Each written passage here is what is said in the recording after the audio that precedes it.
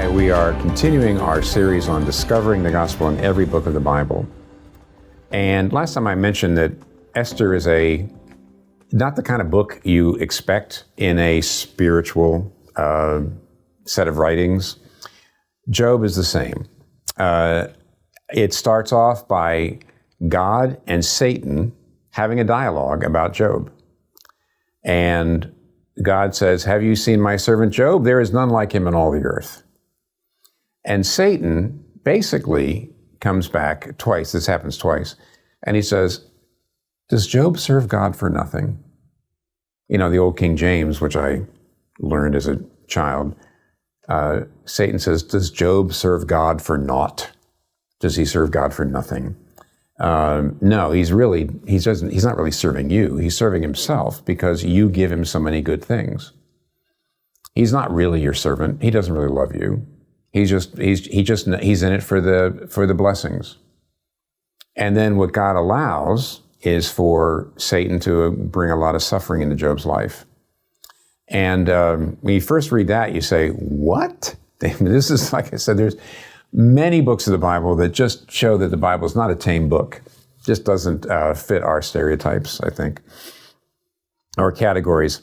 Then what you have are three friends that show up to try to lament with Job, but instead they come after Job and they accuse him of wrongdoing. They basically say God would not be letting these things happen unless you were a bad guy.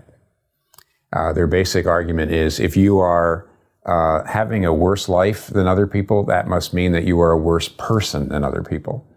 Because good people have good lives and bad people have bad lives. And that was their argument. Job goes back and forth with these three guys, Eliphaz, Bildad, and Zophar. And there are chapter and chapter of cycles in which one person speaks, Job responds, one person speaks, the second person speaks, Job responds, and so on. And that goes on all the way to chapter 31.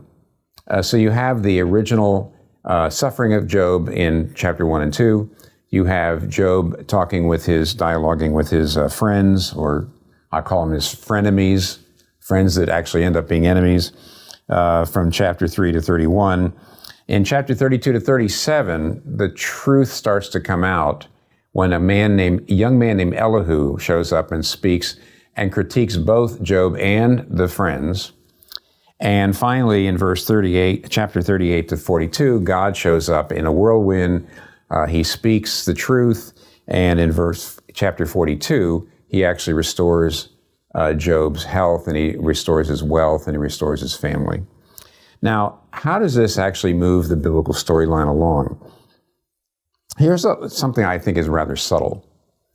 There are 2 or 3 books, especially I just mentioned Job and Ecclesiastes, that are a necessary balance to books like Proverbs.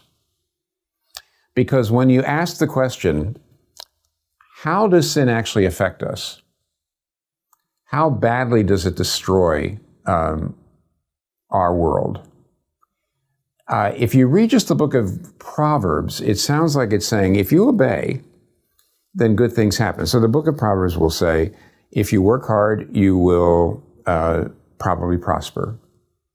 If you love your family, you will probably have a loving family. So, the book of Proverbs actually is constantly saying, if you do this, these good things will happen. If you do these good things will happen. And if you read the book of Proverbs, you might get the impression that Job's friends are right. The book of Job and the book of Ecclesiastes both show us that suffering can happen to innocent people, or at least unfair suffering.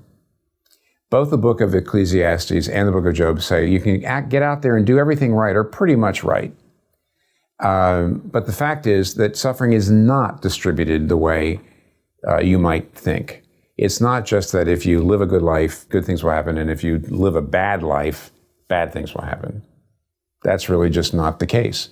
Both Ecclesiastes and Job say that sin has broken the world so much, it has broken the created order so much, that there's not a nice, simple formula to say, if I do good things, then good things will happen to me. Things are just too bad for that. And therefore, there really is unfair suffering. There really is actually innocent suffering. There are people who are suffering who are innocent and shouldn't be suffering. That's one of the themes.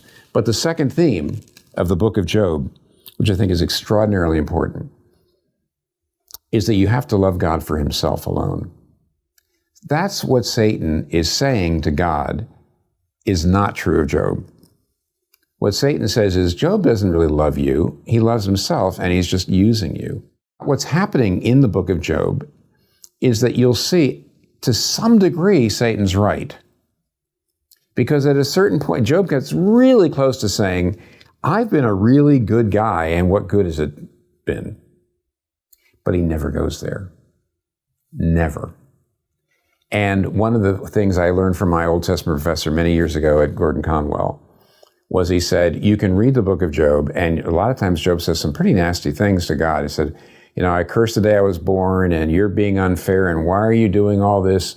And at the end of the book of Job, God shows up and vindicates Job and tells his friends, you're wrong and Job is right. And you look back and you say, why is he being vindicated? Job sounds like many times he practically lost it.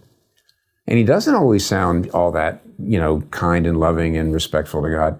But my Old Testament professor said, but you're forgetting something. Job isn't just talking to the air, he's praying. He's talking to God. He's complaining about God, but he's talking to God about it. He's questioning God, but he's talking to God about it. And that's actually how you ought to handle your suffering, everybody. On the one hand, you do not walk away as if you know better than God about how things ought to be going in the world.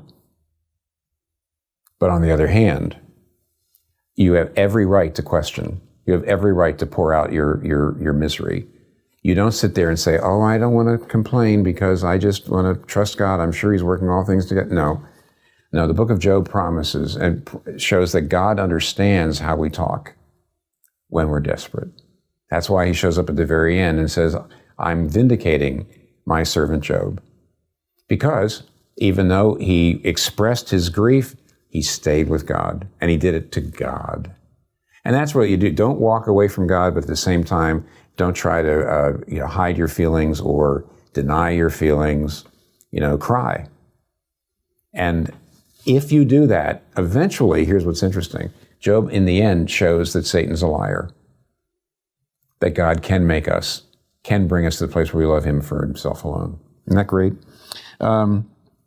So the biblical storyline is, it teaches us something about the fall. The biblical storyline is creation, fall, redemption, restoration.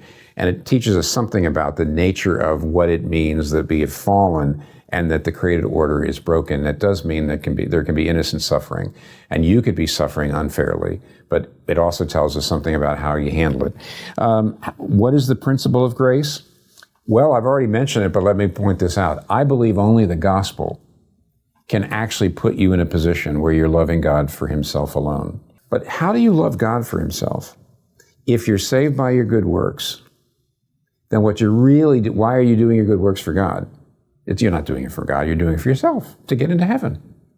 So he'll answer your prayers. The only way you love God for himself alone is if you suddenly realize, if you come to realize, I'm already saved. I'm saved in Jesus Christ. And now, why do I want to obey God? I now want to obey God because I want to please him, because I want to honor him for what he's done for me. And you see, the motivation is radically changed. The only kind of identity that can create that kind of positive motivation for obeying God is an identity based not on your performance, where your performance and your obedience is actually getting God to making him owe you, making him bring something into your life, a blessing, when you know that you're already blessed in every good thing in Jesus Christ. You're already, in a sense, blessed in everything. And there will be no condemnation for those who are in Christ Jesus. And it's all secure. Then what's your motivation? I've had somebody say to me once, well, if a Christian really isn't afraid that he's going to go to hell, then what's his motivation for living a good life? And I say, oh, if you're telling me that you wonder why, if all your fears go away, you'd have any motivation to live a good life, that means the only motivation you have for living a good life is fear. I got a better one. It's love. When you're infinitely loved, you want to infinitely love. And that's the gospel. Hey, lastly, how does this point us to Christ? Job was a relatively innocent sufferer. And because he was true to God, relatively true to God, in a pretty imperfect way, he brought about great good. What was the great good? Well, obviously, he was raised up at the end of his suffering and his family was restored. But it's also true, by the way, that there have been hundreds of millions of people over the years who have learned from the book of Job and have been helped by the book of Job. Job's suffering, he didn't know why he was suffering.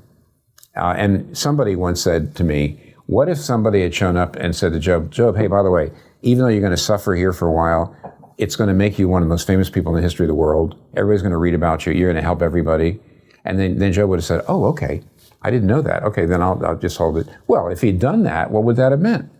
It would have meant he wasn't loving God for himself alone. He was doing it in order to get fame. But what's fascinating here is that Job, because he relatively innocently suffered and relatively faithfully suffered, brought great good. But Jesus Christ is the true innocent sufferer, perfectly innocent, who is completely faithful to God, never questioned, and brought about infinite good. Infinite good. And that's the reason why, though Jesus' suffering doesn't completely eliminate our suffering now, it will eliminate it someday. We're going to live with him forever, and every tear will be wiped away. Every tear will be wiped away.